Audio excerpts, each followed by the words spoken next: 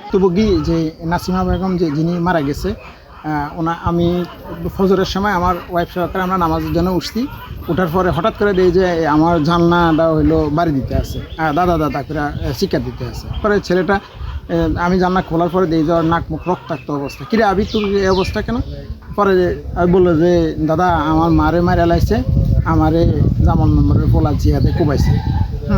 আমি সাথে সাথে বেরোলাম, ওরা হাতে করে লিয়ে বেরোয় এই সামনে আইসা 999 ফোন দিলাম। ফোন দিয়ে তারপরে হলো পুলিশকে ইনফর্ম করছি, গোলা থানা, ওনারা আমাকে ট্যাগ করে ধরাই দিয়েছে। আমি পরে বলার পরে ওনাদেরকে ইনফর্ম দেওয়ার পরে পুলিশ আসছে, আবিরে নিয়ে সেখানে গেলাম। যা দেখলাম যে দরজা খোলা, ওর মার এই নিথর দেহ হইলো আপনার খাড়ের উপরে রক্তাক্ত অবস্থা পড়ে রয়েছে।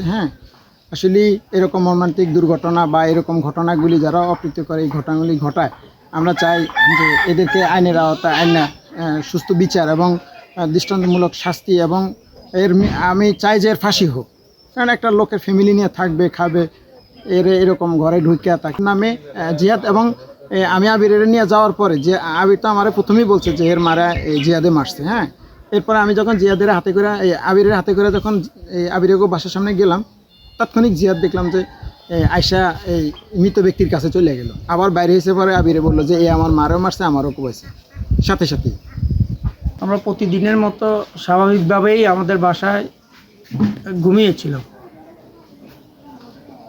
তো বাসায় আমি ছাড়া সবারই জ্বর, বাত ব্যথা, প্যারালাইসিস কিংবা আর্থ্রাইটিস।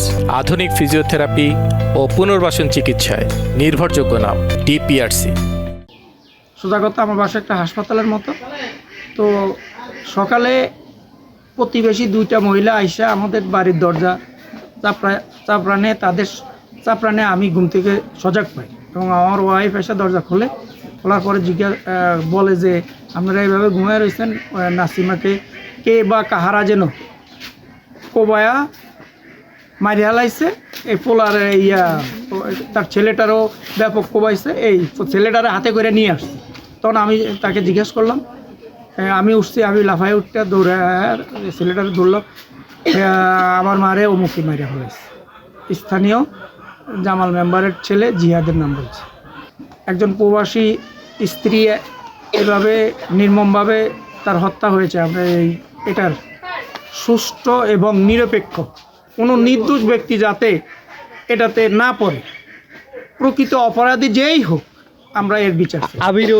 আবিরও কি ক্ষত হয়েছে? আবিরও ব্যাপক ক্ষত হয়েছে। আবির তো মরার ভান করে আনিছে রাতে। তাকে জিজ্ঞেস করছি যে তুমি দৌড়ে দাদার কাছে আইতা, আমাকে বাড়ির মেয়ে আয়া পড়তা যখন করছে, আমারে আইতে দেয়নি, আমারে কোবাইছে, তখন আমি মরার ভান করে পড়ে